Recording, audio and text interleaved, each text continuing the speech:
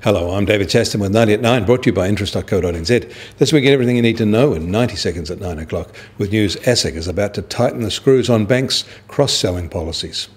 First up, however, counting in the first round of voting for the French presidency is underway, and far-right candidate Marine Le Pen looks like she will come in second behind centrist Emmanuel Macron. They have 23.7% and 21.7% of the vote, respectively, and face each other in a runoff on May the 7th. And speaking of political popularity, the latest Wall Street Journal NBC political poll shows a clear majority of Americans now think the new US president is doing a poor job. In fact, those polled want a more active government. And staying in the US, their spring house selling season is off to a strong start. Existing home sales rose by 4.4% to their highest pace in over 10 years. Supply shortages resulted in the typical home coming off the market significantly faster than in February and a year ago. Only the West saw a decline in sales activity in March. In fact, US mortgage rates dropped below 4% for the first time since November, providing more fuel for their housing markets. Across the Pacific, China is claiming that the value of mortgages issued by its banks is actually declining, a result of a regulatory crackdown on over-exuberant buying. Moving south, the real estate froth may be easing in Australia too. Auction clearance rates in Sydney eased back to 75.6% after several weekends over 80%, and it was a similar story in Melbourne.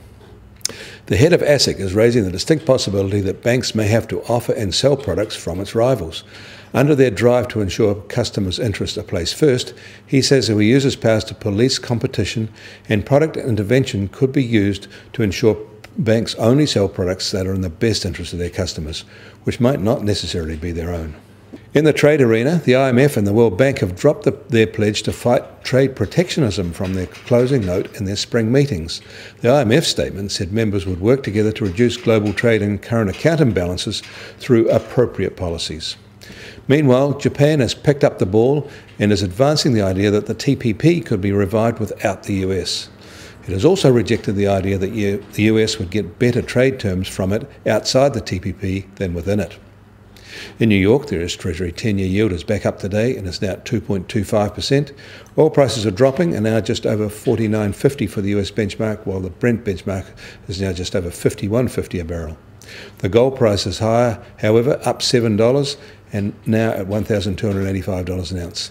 And the New Zealand dollar is marginally higher today at 70.3 US cents on the cross rate. The Kiwi dollar is at 93.2 Aussie cents, and against the euro, 65.6 euro cents. The TWI is just on 75.2.